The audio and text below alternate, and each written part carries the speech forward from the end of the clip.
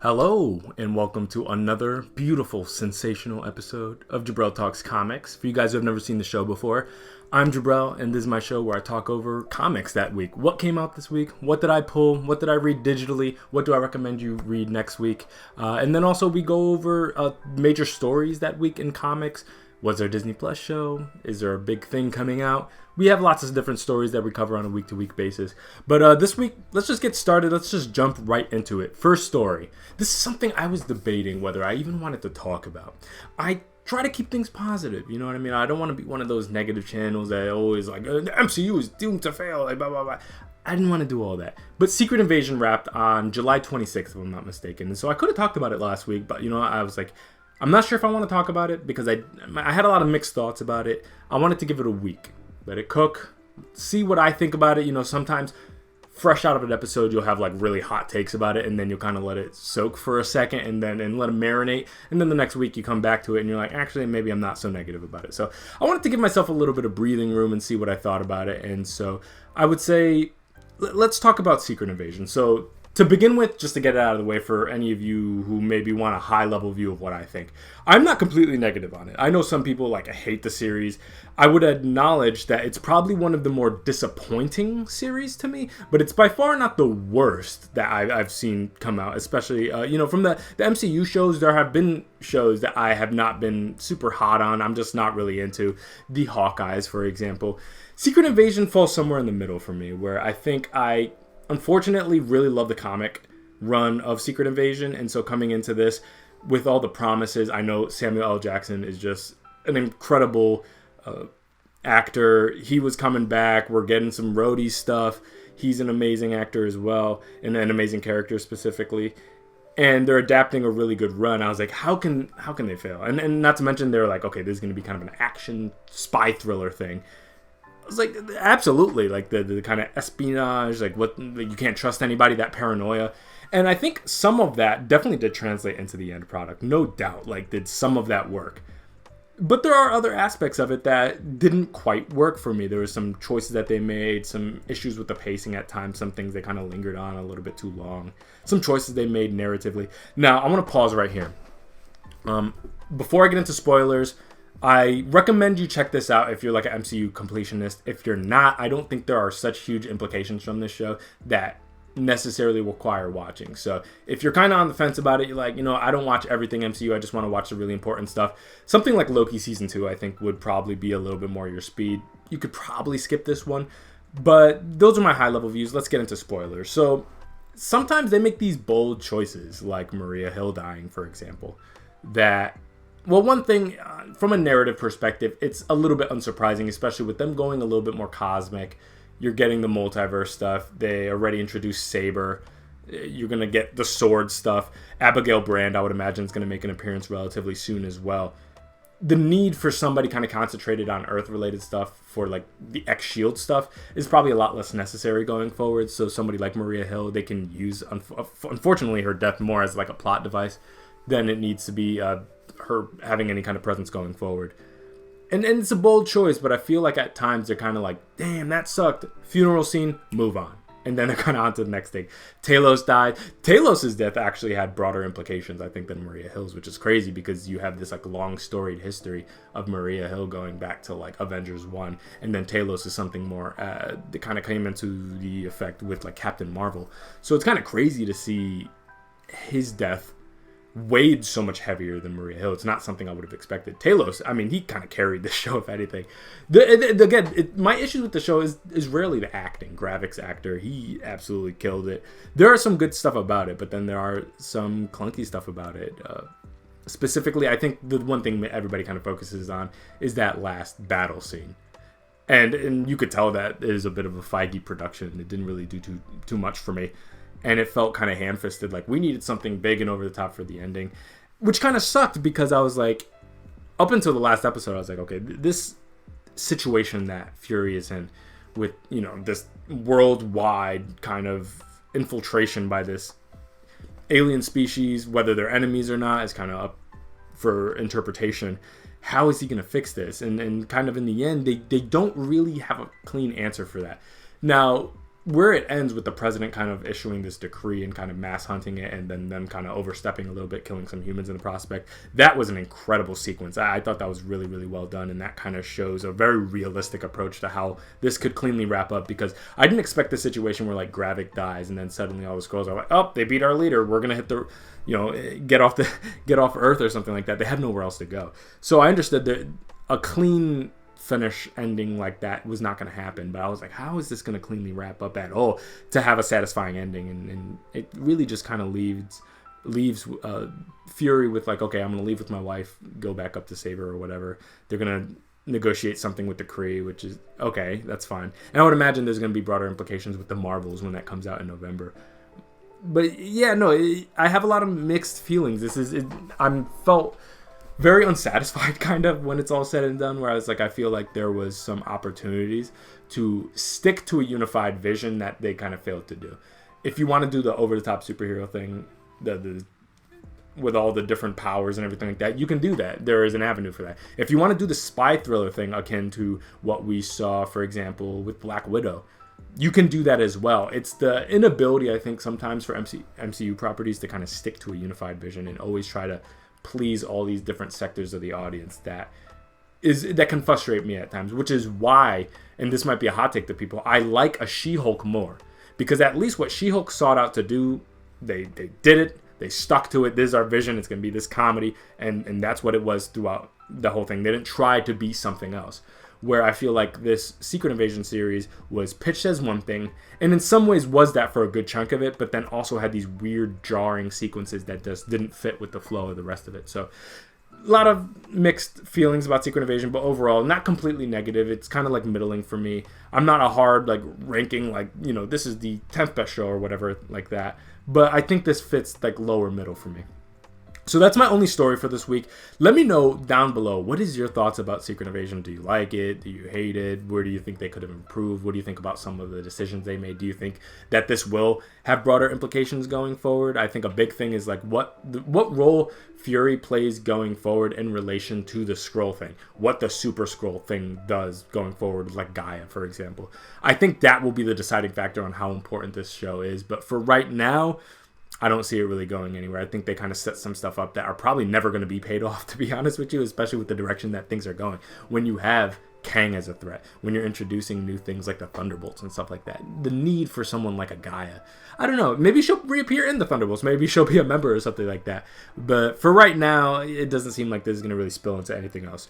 So let's just get into the poll list. This is one of my favorite parts of the show, to be honest with you. I always buy a little manga, so let's start. Well, I don't always buy a little manga, but there's a couple series I buy that kind of come out regularly. So let's just start with Sakamoto Days. This is volume 9 right now.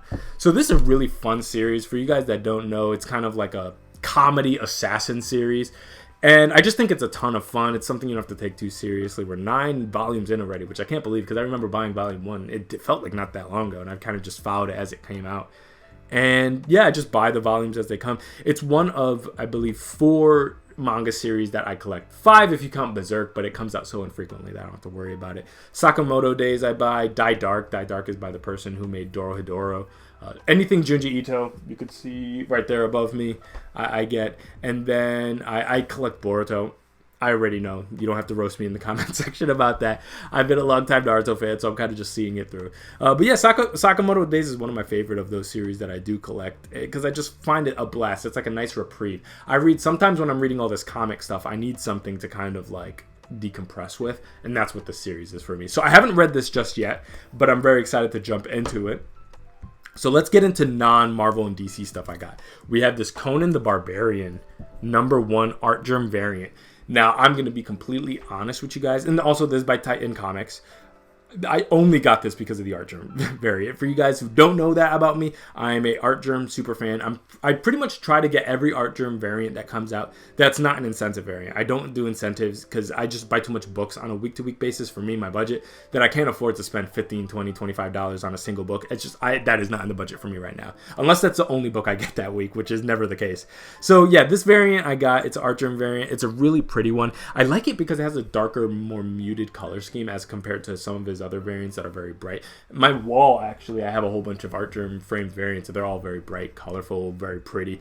This one has like a darker vibe to it that I really appreciate. So Conan the Barbarian. Next one, ASM. This is annual for 2023.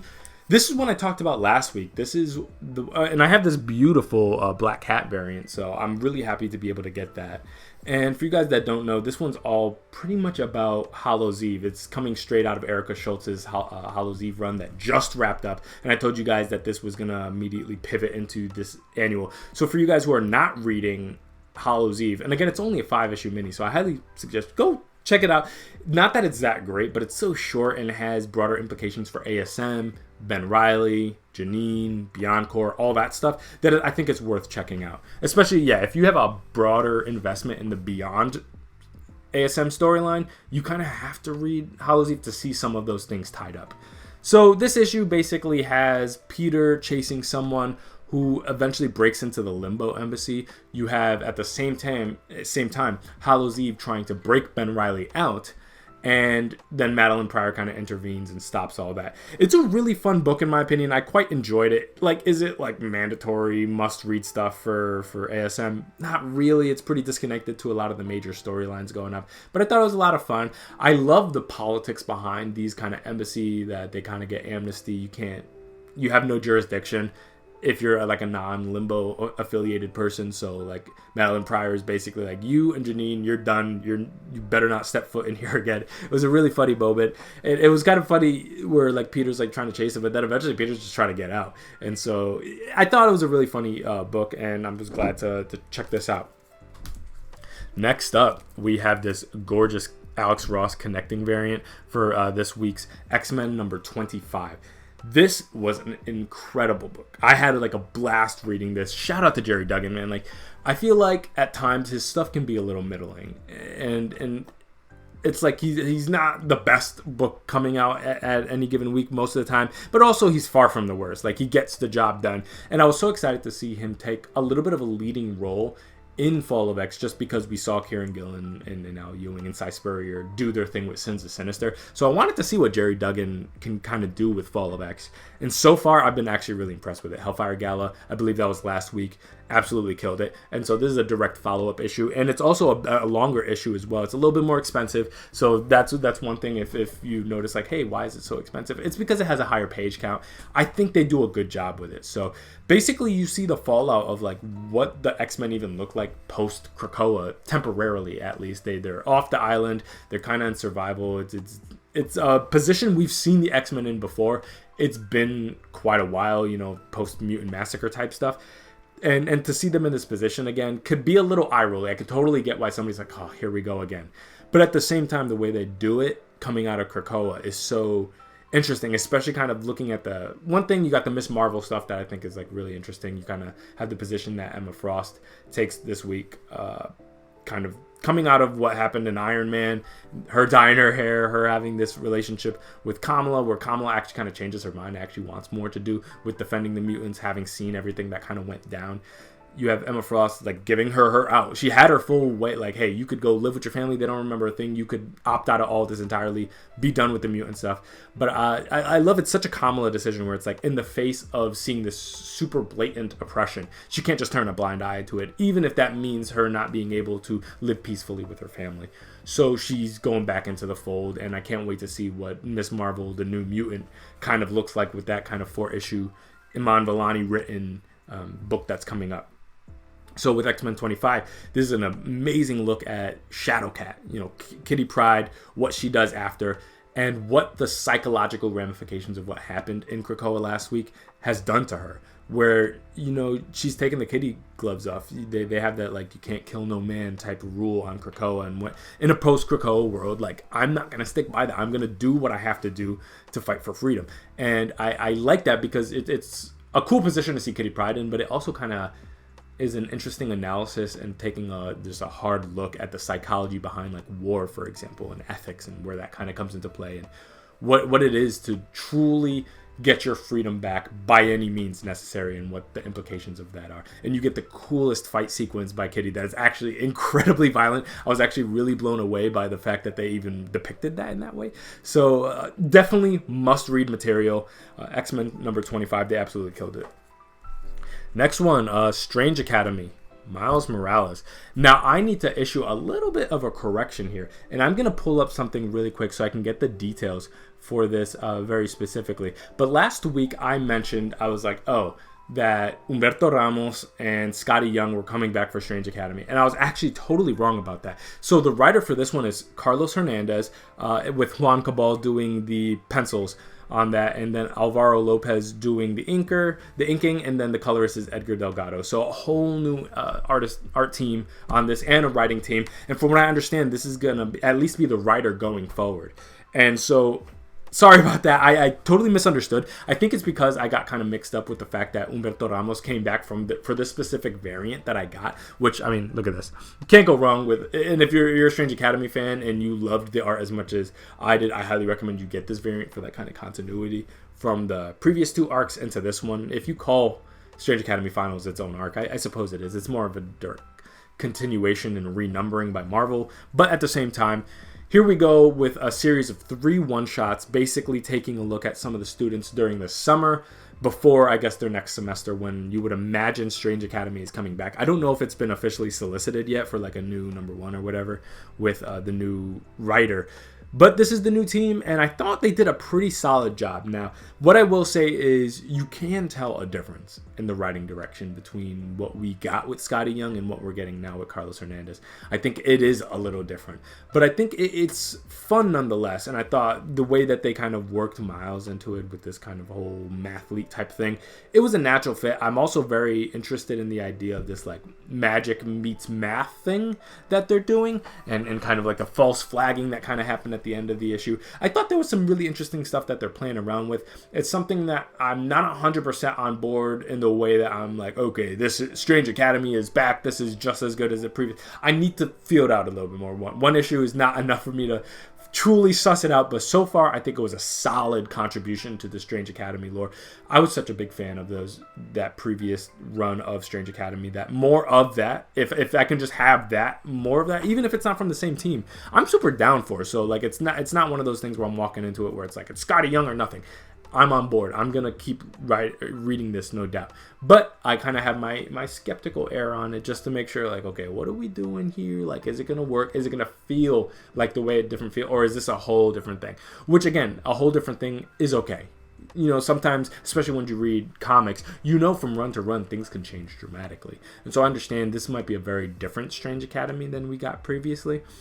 And I think it's tough because I loved Strange Academy, but the thing about it is it had a clean kind of beginning, middle, and end at the same, you know what I mean? Like, things could keep going, the students are still in school, but at the same time, they told a direct through line, that story of Emily Bright and everything that she went through, and kind of working Dormammu into there. It just, they took a lot of left turns, and I thought there was like a clean narrative that they kind of set up for. And so in some ways you could argue they did everything that they needed to do, so at the same time, why not have a new team going forward? But I guess it's the spoiled fan in me that's like, I want more of that. So I would say if you're a Strange Academy fan, go into this with a really open mind. Be more open-minded maybe than me.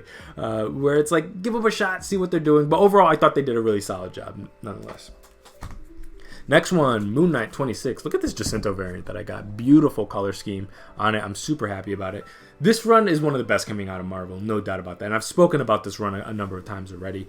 Jed MacKay is absolutely killing it. And this is not even the only book that he's killing it on.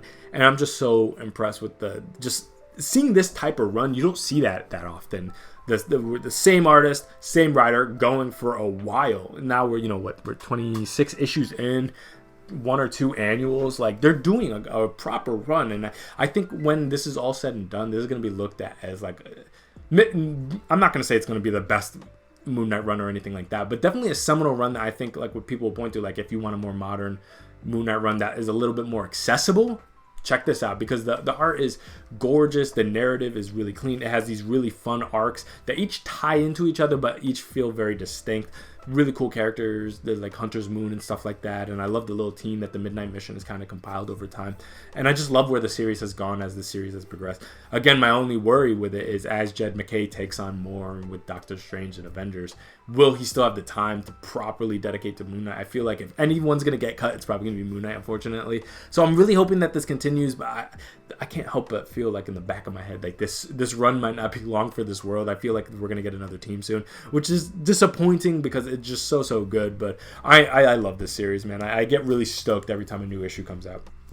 Next one, we have this Scarlet Witch #7. I think this is a Lucas Wernick cover too, who, gorgeous art, no doubt about that. Another go-to artist where it's like if they do a variant, chances are it's going to be a beautiful one. And we got a little bit of a Gods tie-in. We're starting to get a little bit more Gods tie-in stuff, which again is very minimal. You get the little credit there where it's like, oh, Hickman wrote something, but then sometimes it's like single page spreads, some of which with no dialogue. So that's the kind of funny thing where it's like it's a God's tie, like it's tied into God's a little bit, like maybe a character makes an appearance or they're kind of laying down. But with Hickman, things are never as they seem, and things are never able to be like easily called out as like what's going on. It might be a bit until we know fully what's going on here. So this is a really fun series. It continues to kind of keep the general vibe of what it did previously. As you know, she has a tea shop. People come in that need help. You have this previous storyline. Spoiler alert to anybody who hasn't read the previous issues. Magneto showed up. Now it's a clone. That was obvious. If Magneto is going to come back, it's going to be done in the X-Men universe. Probably an X-Men Red. That's like an Al Ewing joint. He wasn't going to make a reappearance. Obviously, it's Scarlet Witch. But I loved it because it kind of forced Wanda to kind of come to terms truly with the loss of her father and what that means, and how to not take that out on this cloned gentleman here. That like it's not his fault that he's back. I think what is his name, Joshua? As me as an X-Men fan, I should know this, so apologies for that. But that like Wanda has to truly deal with it, which she's had so much going on. She's kind of in her own world that she wasn't there. She hasn't been to Morocco. She hasn't dealt with everything that he was doing over there with Storm. So kind of being forced to grapple with that, I think, is really tough. And so I love that this run has kind of forced her to take a look at the various portions of her very complex family. You have Polaris, who made an appearance, her son, with the little Hulkling and Wiccan thing that kind of came in there. So, really, really great run that continues to happen. And I'm excited to see where it goes. And this is not even a complaint, is that I wonder if there is going to be a more overarching narrative that kind of continues going forward. Like, what is the major point? Or is this going to be just kind of more of a series of disconnected stories, kind of setting up Darcy, for example, in the comic universe, kind of building something out for Wanda to continue in.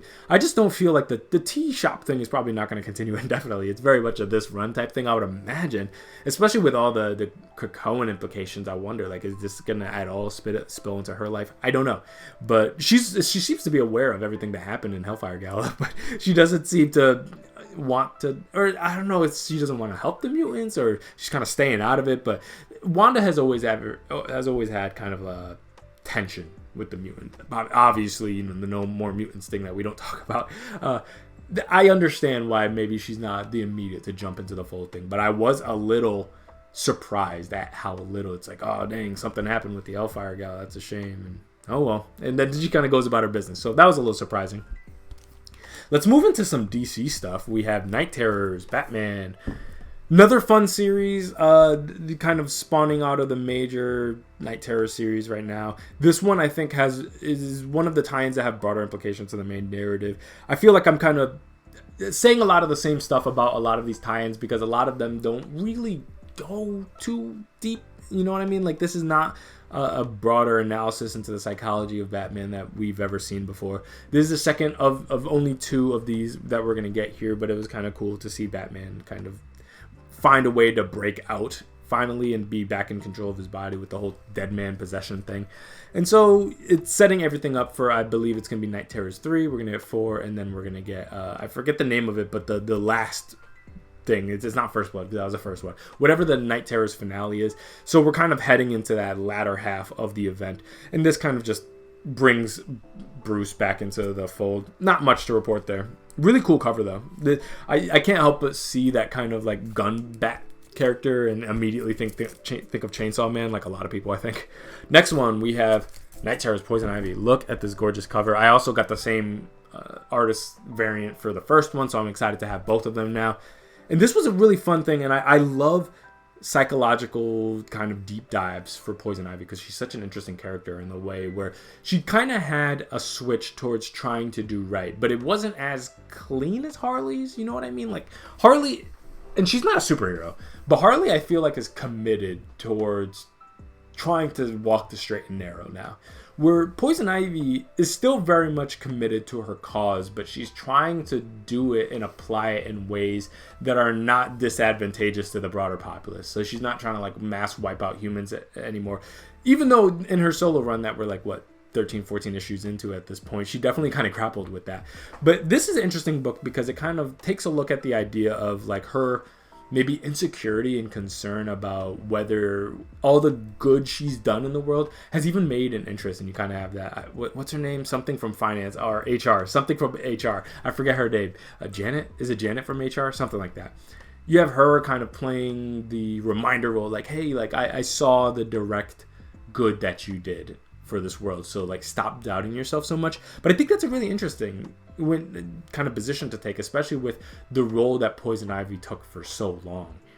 Naturally, you're going to be in a position where it's like, what good can I possibly do to even somewhat outweigh all the lives that I've affected, maybe even taken over the time.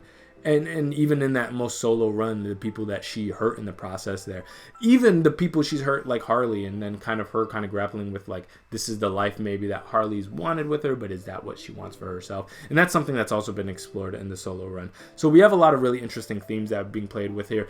If you are a Poison Ivy fan, specifically of this newest run, I think this is a must-read thing. But if for like broader Night Terrors implications, there are none really. I think there might be something on the back end, but I can't remember exactly what happened at the tail end of this. But yeah, this sets up some interesting stuff. We have one of my favorite books coming out of DC right now, Peacemaker Tries Hard. I have this beautiful Anka movie variant, I believe is what they're going for there. And overall, this just continues to be a really, really fun run.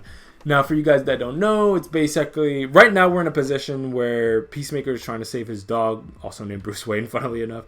Tried to bring in Waller, unable to do so, is kind of going over this, I forget what his name is, the brain guy and the gorilla guy that I should be stoned. I should, my DC knowledge should be a little bit better than this, so I apologize for you guys, but I'm forgetting some of these names here.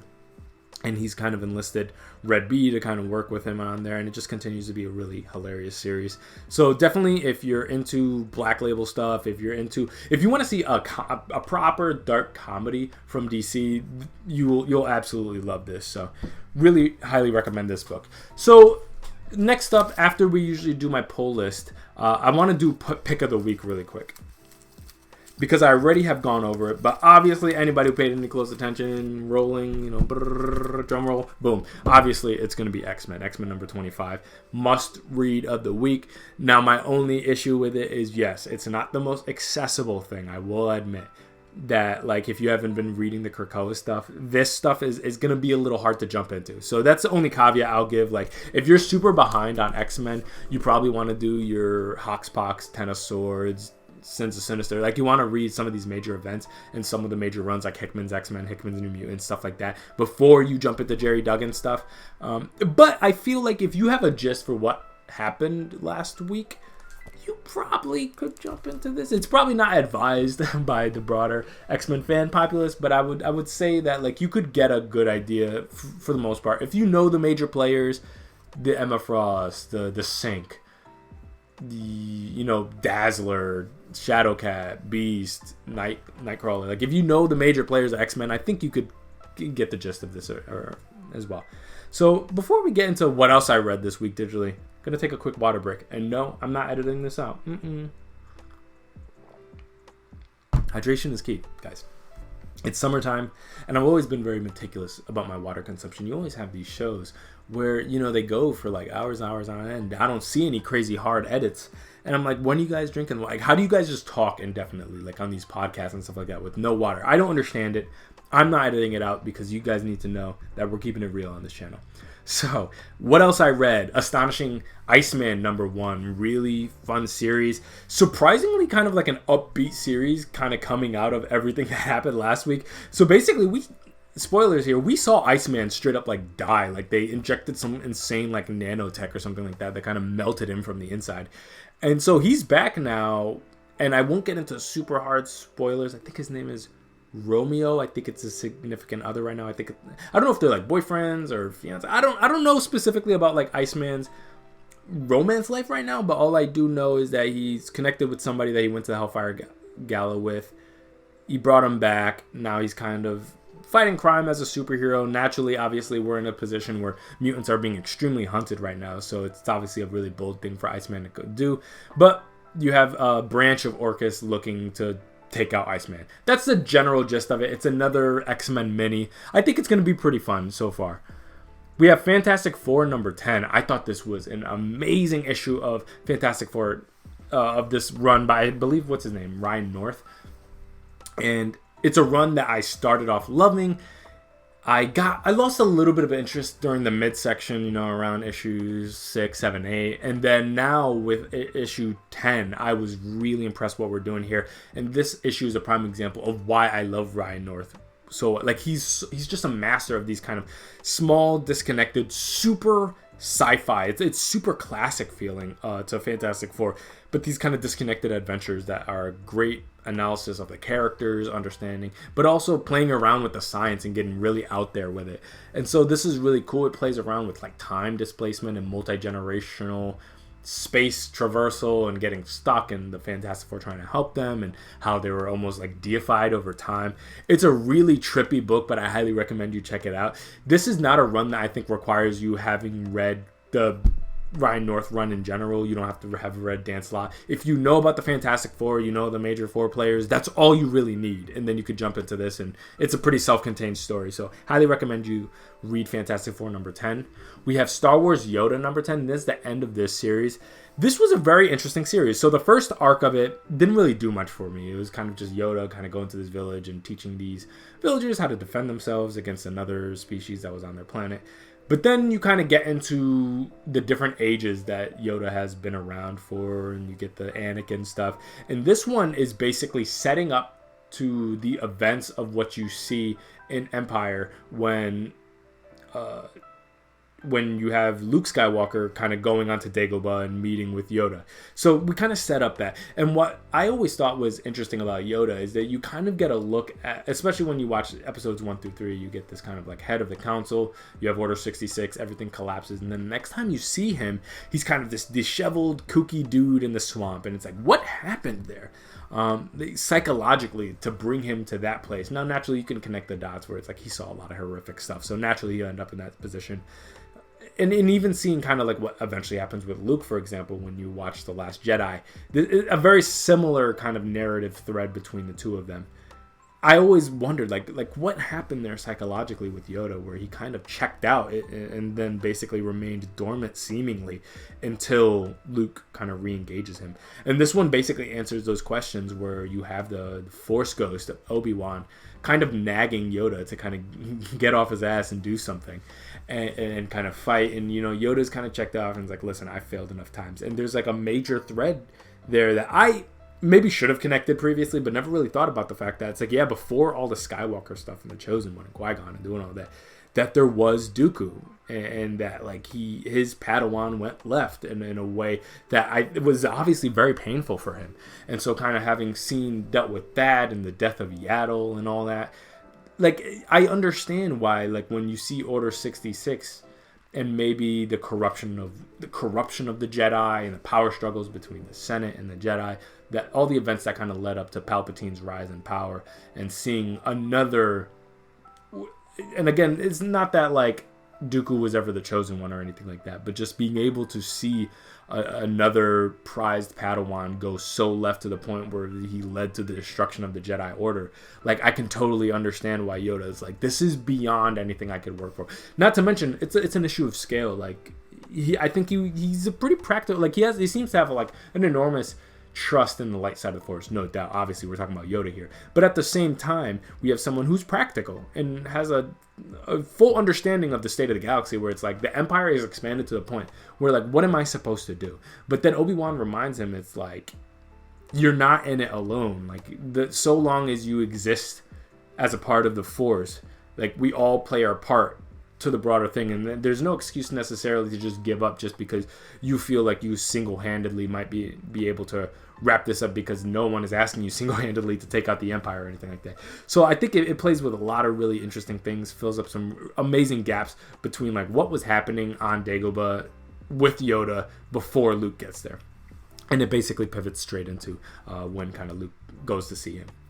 Next one, Star Wars Dark Droids #1. Now, mind you, this is something I read. Maybe I shouldn't have, because I'm not reading a lot of the mainline Star Wars books, but I'm kind of using this as like a way to pivot into all of them.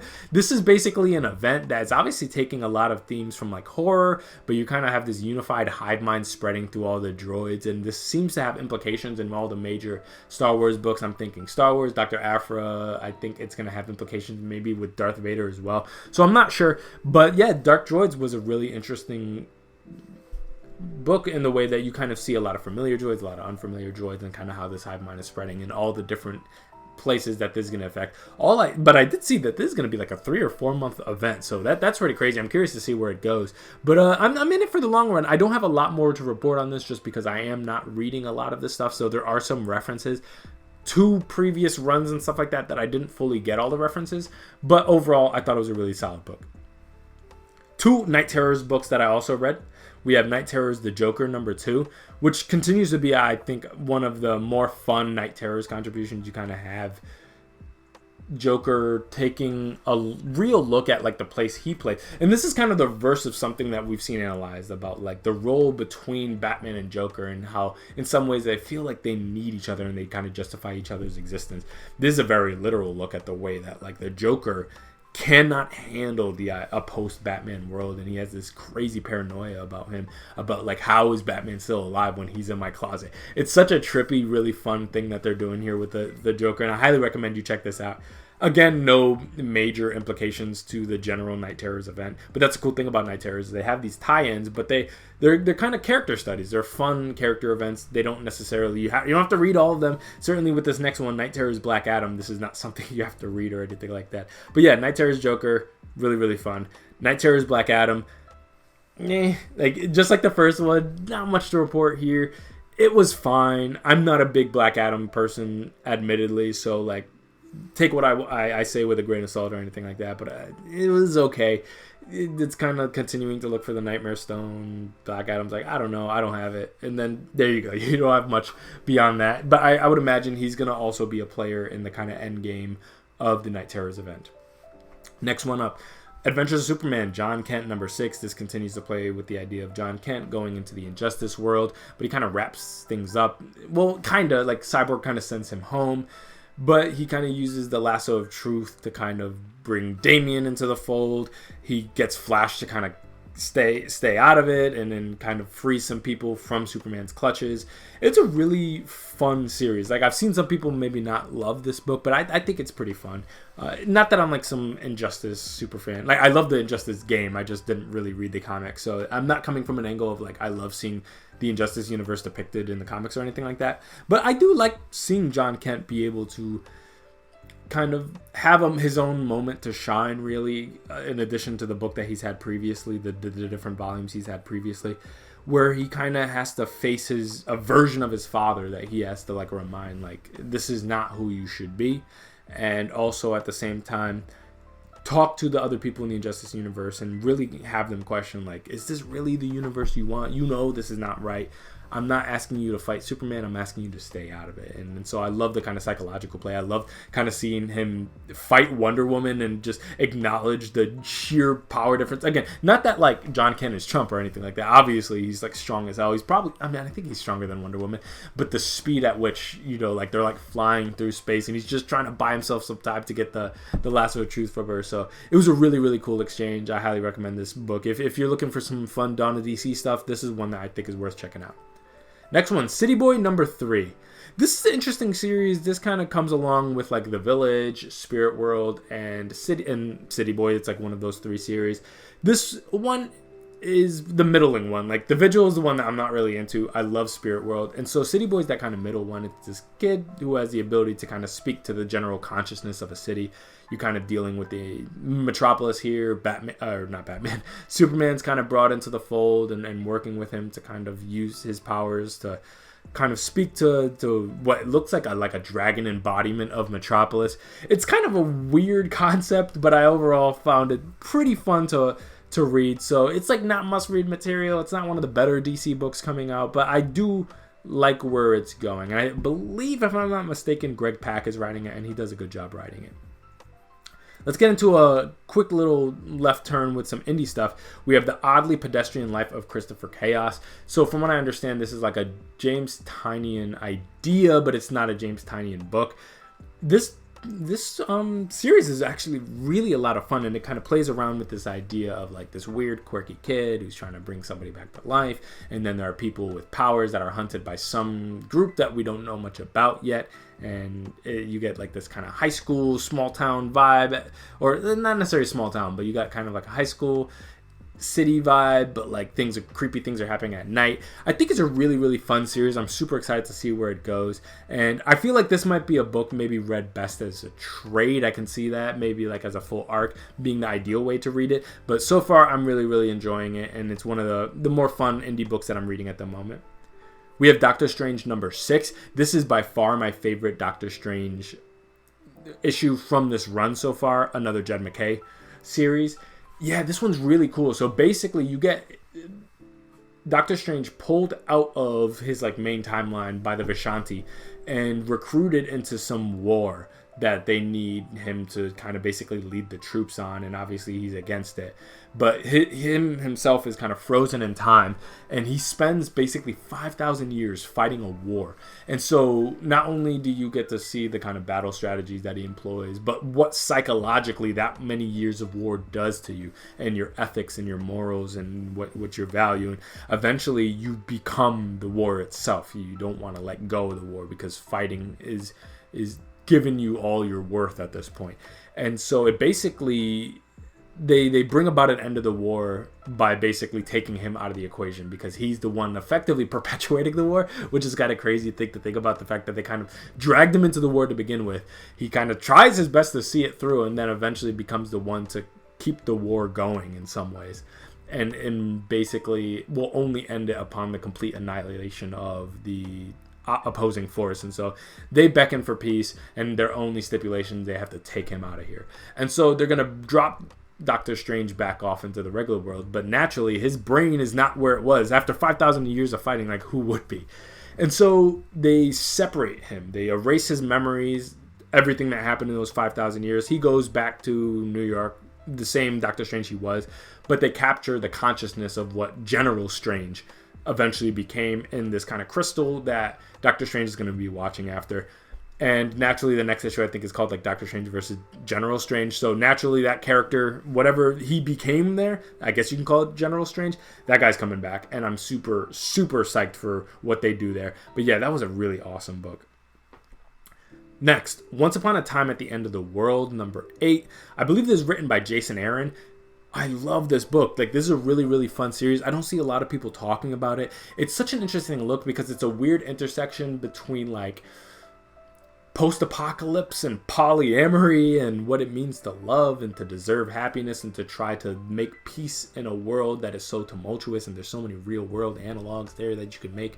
And I think it's just really fun series. And now we're gotten to a point where you kind of had this building up to for them to create this kind of like oasis, if you will.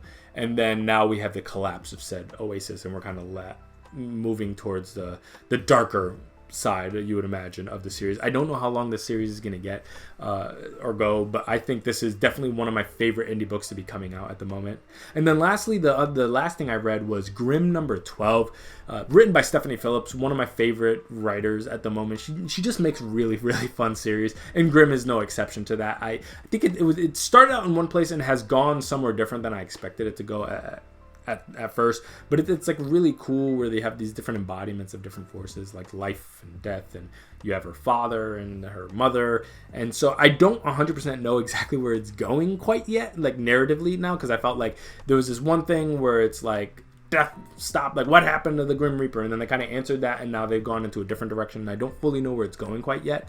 This is something that I want to reread in trade format, because I feel like there are some characters I have trouble keeping track of who's who because of the release schedule, and I need to kind of go back and understand where things are going and where everybody fits in narratively. But yeah, that's Grimm number 12. So read a bunch this week, and I thought it was overall a very strong week in comics. So let's get into the recommendations for next week as the final little section of the show here. So next up, we have Immortal X-Men number 14. Kieran Gillen, no-brainer. This is my favorite, period. My favorite book coming out of Marvel right now. It's my favorite X-Men book. And I'm just super psyched for every time there's a new Immortal X. And also now everything post-Fall of X, I'm excited to see how this even works, because again, so much of Immortal X-Men is tied to the Quiet Council. You have players like Selene and stuff like that coming into, like, I don't even know where the state of the council is right now. Well, okay, technically they were dissolved. They were gonna announce at the Hellfire Gala that the dissolving of the Quiet Council, but obviously that was interrupted by Orcus. So right now we're in a weird position where you kind of have Charles on his own, and I don't even know necessarily like who's alive and who's not. It's kind of hard to keep track. Like, I know characters like Destiny's around and stuff like that, but I think Mystique is dead, and so there's a lot. I know, yeah, just people are all over the place. Nightcrawler's out of there. I don't know how many. I would imagine Storm's still on Arakko. Colossus, I don't know how many votes he has at this point. So things are all over the place. So I'm very curious to see like who's even still around and what the general story arc is going to be for Immortal X-Men post the dissolving of the Quiet Council, because that was such an integral part of the main narrative of this series. We have Children of the Vault number 1. We have another cool X-Men series. Now, for anybody who's been reading, I think that was an X-Men that they kind of set up the fact that with the kind of collapse of Krakoa, and I think it was Forge who noticed that, oh shit, like the gates are open now, so the Children of the Vault were able to exit. So we're gonna basically get this post-human series. I'm super hyped to see what it is, because I don't know what this is necessarily gonna be about, but all we know is that they're after the X-Men and they're pissed off, and I'm excited to see what that turns into. We have The Amazing Spider-Man number 31. I'm excited for this one because it's starting a new arc, going back to the Tombstone stuff that kind of opened up this run with, which I actually really liked. I like Tombstone, and I actually really like what Zeb Wells did with Tombstone and kind of giving him this chance to kind of just explore the kind of character he was and the past he had and kind of led him into this position. And obviously, we're having this marriage that's happening right now, and so I'm curious to see kind of how they're going to handle it. Zeb Wells kind of occupies this interesting space where he takes kind of heavy themes, but it's all presented very comically and bombastically. And I would imagine tone-wise, that's going to continue into this. So you're going to have some heavy stuff. I mean, Tombstone's no joke as a kind of underground player right now, but it's probably going to be handled in a little bit more of a campy type of way. So I'm excited to read it. I'm not checked out of this ASM run like a lot of other people are. I'm excited to see where it goes. I'm kind of well past the let Zeb Wells cook phase, because we know what he's doing at this point. If you like it, you like it. If you don't, you don't. I'm somewhere in the middle. Like, I've read worse. It's not my favorite run, but I'm down to check it out where it goes. And I wonder if Ed McGuinness is still gonna draw this. Next up, Miles Morales, Spider-Man number 9, Cody Ziegler joint. One of the best series also coming out of Marvel right now, so I highly recommend you check this out. This is a great run, and new Miles Morales runs are always exciting because we've only had so many. So you had Bendis, who kind of launched it all. You had Saladin Ahmed that took it over from him, and then now we have Cody Ziegler. So we're technically only like on the 3rd Miles Morales writer, and so this is an experience we don't get that often, kind of the start of a new run. And now we're 9 issues in, so you get a good sense of what Cody Ziegler is doing. And overall, I've loved it. The art has been phenomenal. I think we're going to have some Hobgoblin stuff in this one, so I'm excited to see what they do with it. We had The Avengers number 4. Jed McKay continues to absolutely kill it. And I'm excited to see what they do with this. I know that this run's going to have like bigger implications to what's going on with like all the Kang stuff that was kind of set up in Timeless. That's the stuff I'm really excited to get to. But I'm overall liking what Jed McKay did. And in some ways, this is a very kind of classic team.